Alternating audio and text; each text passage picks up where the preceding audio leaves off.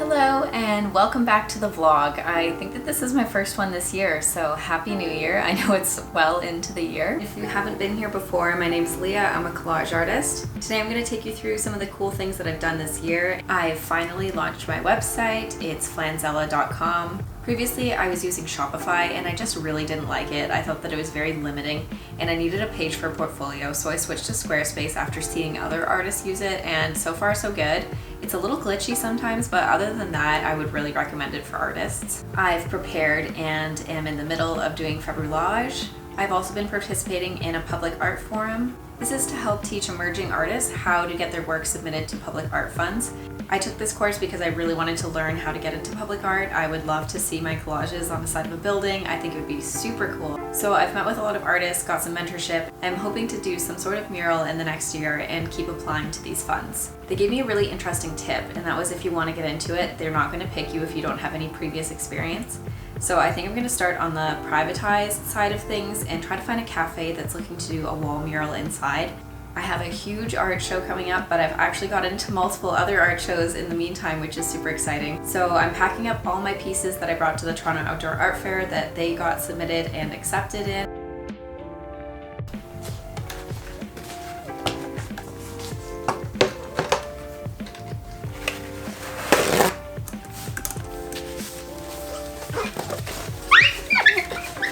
I'm going to take a sticky note and put it on the back of each one with the name, price, and size of it. They're all the same size, so that's pretty easy.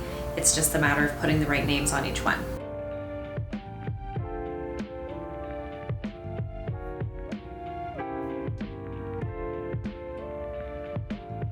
I think this one is a 70-30 split for commission, so it's not too bad. I feel like most are 50-50, which is just almost unfair. But it was free to apply to and submit at, so that worked out really perfectly.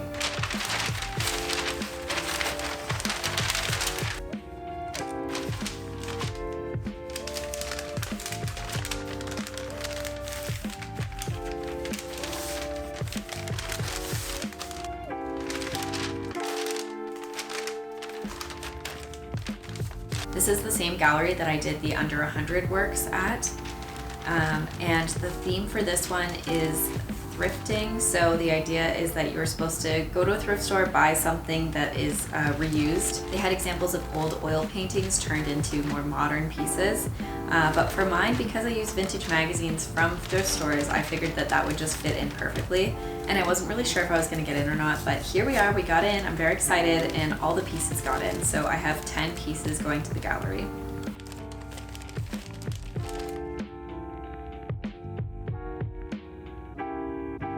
We're now at the gallery after a huge snowstorm. It's a bright, beautiful, sunny day, and this show is amazing.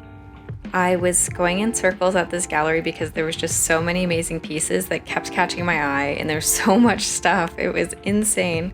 This wall had the most Flanzella pieces, so I'll show it off. Hopefully you can spot them. As I said, this show just had a $25 hanging fee, which I think is super reasonable, but with an open call, it's always a little bit of a risk. My works were definitely at the top end of the scale for pricing, and because of this gallery style, I think that it's a little bit hard to stand out. I'm not sure if I'll sell anything in this show, but overall, I really love this show. I love this space. It's a great opportunity, and I hope that I reach new audiences. I'm also going to take you on a little impromptu journey to the Power Plant, which is one of Toronto's art galleries. It's free entrance, but I was given a free membership when I applied to a mentorship program through them and didn't get in, so this allows me to have a little discount at their gift shop, so I wanted to check out the books there. And this show that I'm showing right now, I really wanted to see. I missed the opening for it, but this is Brenda Draney, and her work is just amazing. I really resonated with the artist statement for this show. It reads, "Drink from the river," which is what the show is called. She talks a lot about the notion of intimacy and vulnerability, drawing on images from her personal archive, her memories, and media sources. Draney creates works that refer to figures and moments that have shaped her experience. And then she later goes on to talk about how there's an intersection between intimacy and horror, suggesting that what is truly intimate can be truly horrific as well. I'll put it on the screen just for a couple seconds here if you want to pause and read it all, because I thought it was truly really well written if you're looking for some inspiration for a really great artist statement. I think for how small this gallery is as well, they do such a great job of using all this space, and I always love the shows that go on here. For the larger art event that I have coming up, I've decided to go big with my art. I know I've said this in multiple videos, but this time it's big. I called my guy that does the wood paneling for me, and I ordered a 3.5 by 6 feet canvas. Debating between using magazine pieces or doing this as a digital collage piece, and I decided to do it as a digital collage piece just to ensure that the pieces wouldn't be pixelated. Although I can make the quality better, these pieces are so tiny, some of them, they're like this big, and blowing that up to 100 times its size, I was just worried about the image quality. I've worked with several printing houses in the past, and I found one that has the right pricing and the right type of paper. I want like a high quality paper, and that is arriving today, which is super exciting, so I will definitely do a reveal with you for that. I want this large piece to be the showstopper. I want people to walk in and want to go see this piece. That will be in a separate vlog. I'm going to call it a vlog and tell, so I'll show you exactly how I did everything, who I worked with, and how I got it to be the way it was, and all the testing that I'm going to do for different glue and adhesives to ensure that this piece stays together well beyond its years. Instead of using resin for this piece, I just want it to be matte and flat, so I'm going to work on how to do that with paper and wood. As promised, look what arrived. Look how big it is. It's like as tall as me almost. Now, my biggest concern for this is that it's going to be pixelated. There's definitely a high chance of that. I mean, there's a high chance of that with anything that's larger. I'm just hoping that I did all the precautions that I could to make it perfect, and I hope that nothing is cut off because I didn't really leave that much bleed room, and I'm not really sure how big something at this size will need it. I also added grain to the photos, so I hope that that looks real and not like just fake weird stuff. So here we go.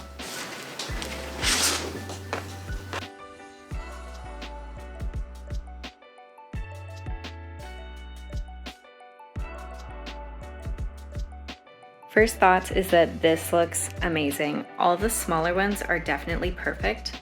The larger one has it has very light pixelation. I would almost say more blurriness than pixelation. The leaves look perfect. They look like they're painted. This looks perfect. All these little guys are beautiful. And the paper is really nice and soft.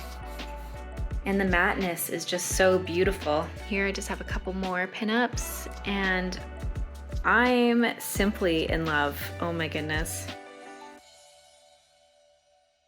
Okay, I have the craziest story for you. Maybe it's not that crazy, but I thought it was. The one pair of scissors I think I've had for the last 10 years. I've used them so much. Well, this weekend I accidentally cut a really thick cardboard box and I made them loose.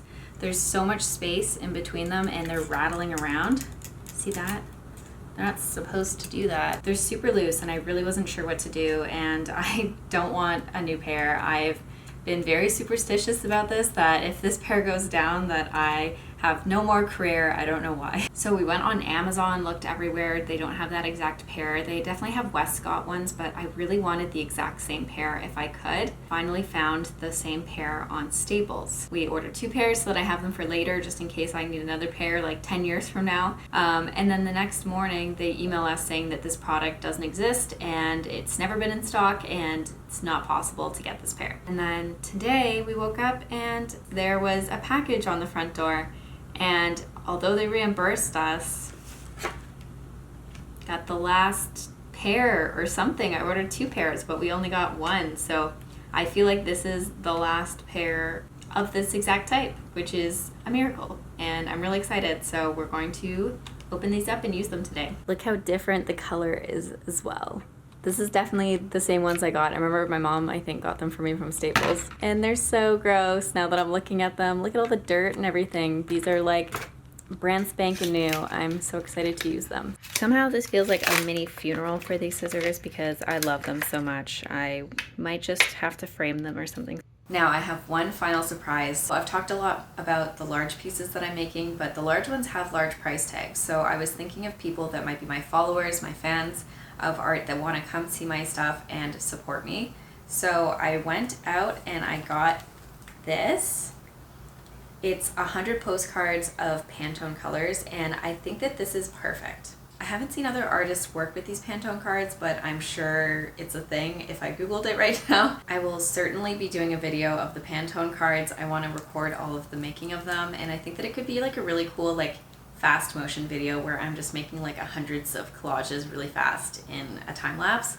Because I think that a lot of these, they don't need to be perfect, right? I think that they just need to be kind of fun, something that people will see and want to bring home. Today is a beautiful day. It just feels like the perfect day to start this project. So the box is so broken. It came this way. I'm sure it just got hit around in the mail, and the very top one is pretty destroyed, but I mean, it's not unusable. Look how many beautiful colors there are. I'm just so excited to get started on this, and I love all the colors. I like how some of them have just numbers and other ones deep cobalt, seafoam green.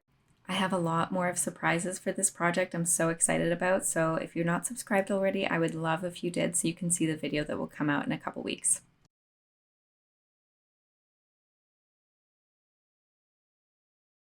Today's prompt is house, and I have this beautiful house that I cut out for the life prompt, and I really love this photo, and it's so pretty. And then as I was cleaning up yesterday, this piece from my previous scrapbook fell out, and I never used this piece fully, but I'm kind of liking just like a bird with the house and maybe having like a nest here.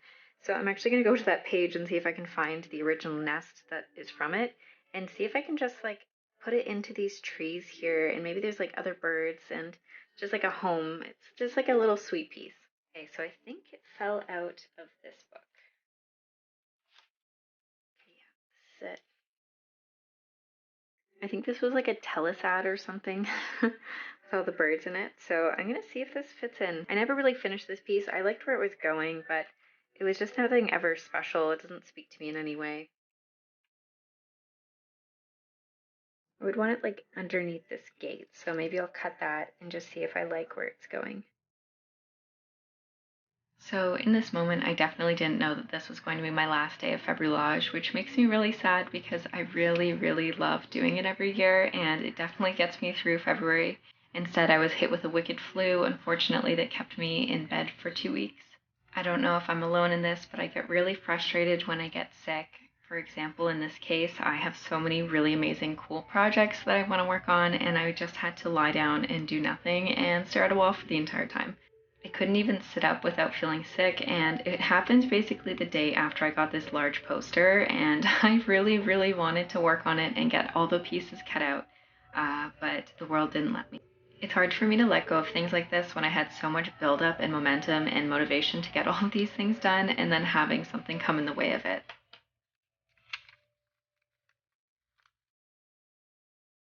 I'm just gonna cut away these little white pieces.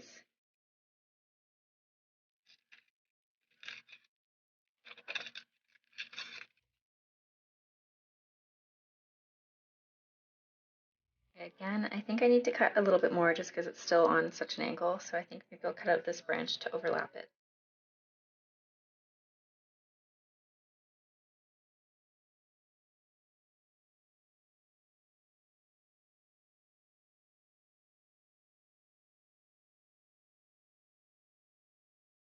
Okay, moment of truth. I really think it's gonna work this time.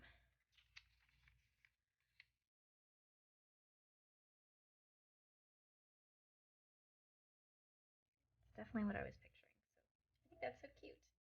And now we add the other bird. I wonder if they could be there. I also just want to fix up all these little lines in there. Now that I've gotten this far, I don't think there's anything super special about this piece. I think it's kind of sweet, obviously. I think I already said that, but I could picture taking out like the grass here or putting in a different sky as well. But also the simplicity of this one is just like kind of beautiful.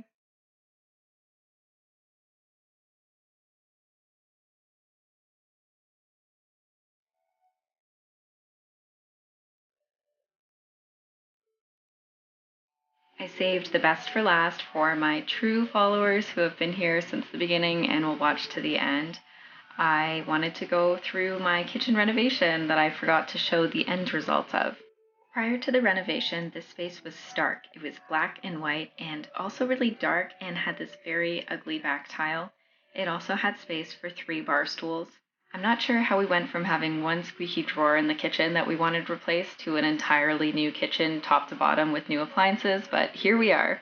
Although this is an art page, I definitely have a passion for interior design, and I was able to design my first kitchen for the first time ever, and this is what we came up with.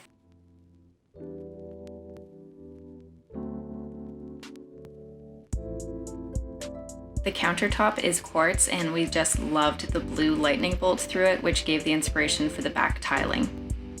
When I saw these yellow pans and pots, I just knew that they would be perfect with the blue tile, and I think that they're just such a lovely punch of color. It's like an accessory for a kitchen. I designed the benches myself because I wanted to have more seating, and this area was such a large, unutilized space that we were able to create an entire dining room out of it. Benches even have storage in them, so they open and then they're able to store all the things that we don't use every day within the kitchen. These tables and chairs I was able to get off Facebook Marketplace for $200, and that is just an amazing price given they were made by the Amish, which means they were just solid wood and very high quality. Since we picked a warm wood cabinet, I figured this was the perfect opportunity to bring in grays and blues. It balances the cool tones and the warm tones. And I've never seen a kitchen with all of these finishes together, so I thought that it was pretty unique and also just really fun. Okay, well, that's all I have for this video. I hope you guys enjoyed, and I'm super excited for all the videos that I just teased within this video. If you're not subscribed already, I would love it if you did that now and liked this video. It means a lot, and it means that you'll be able to see all the cool things that are coming up. Stay tuned.